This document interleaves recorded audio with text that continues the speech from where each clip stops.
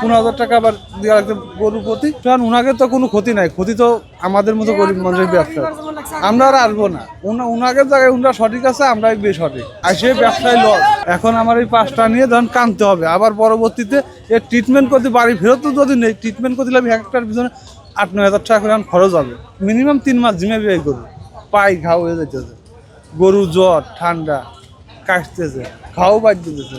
105 বর্তমানে যে হারে দাম যাচ্ছে, হাটটা একমাত্র নষ্ট হয়ে গেছে কিছু কিছু লোকের কারণে। এই লোকজনগুলো আর সেই গৃহস্থগুলো, এটা গরু 1.5 লাখ টাকা বলে, 140 বলে, 5 বলে, 10 বলে, কেউ কেউ। এটা একটা গরু কি এই ঢাকা সর্বমোট 100 আপনার এই 15,000 10,000 টাকা মন খাবে গোশ।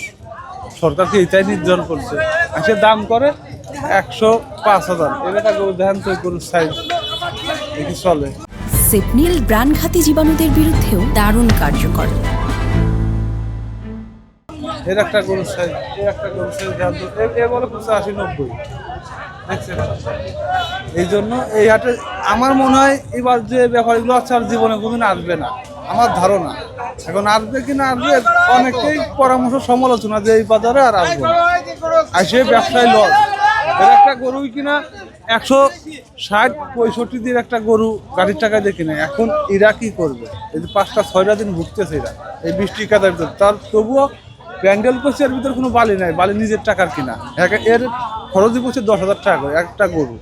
আমি ভিতরে প্যান্ডেল করছি, তার ভিতরে এর 10টা গরু আছে, 10টা গরু আমার 1,15,000 টাকা খরচ। 15,000 টাকা আবার দেওয়া লাগবে গরু প্রতি, 1500 টাকা করে বেশি। এর একটা ভাড়া 1500 টাকা, একটা গরুর 1500 টাকা। আমি বালিয়াকান্দি থানা, রাজবাড়ী জেলা। কয়টা গরু নিয়ে আসছিলেন? 10টা। কয়টা বিক্রি করেছে? এর ভিতর বিক্রি করছি মাত্র 5টা, আর 5টা পড়ে আছে।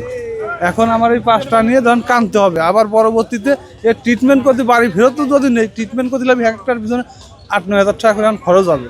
মিনিমাম 3 মাস জিমে ব্যয় করবো, পাই ঘাও হয়ে যেতেছে, গরু জ্বর ঠান্ডা কাশতেছে, ঘাও বাদ দিতেছে। কর্তৃপক্ষ আমার পরামর্শ, আর উনাকে তো কোনো ক্ষতি নাই, ক্ষতি তো আমাদের মতো গরিব মানুষের ব্যবসা। আমরা আর আসবো না, উনাকে জায়গায় উনরা সঠিক আছে, আমরাই বেসঠিক, এর কারণে আর মনে হয় আসবো না কোনোদিন। আমার জানার মধ্যে তো হাটের ভিতর সব হাটই ভালো, আবার সব হাটই খারাপ। হাট বলতে কোনটা ভালো মন্দ, কথা বুঝছেন।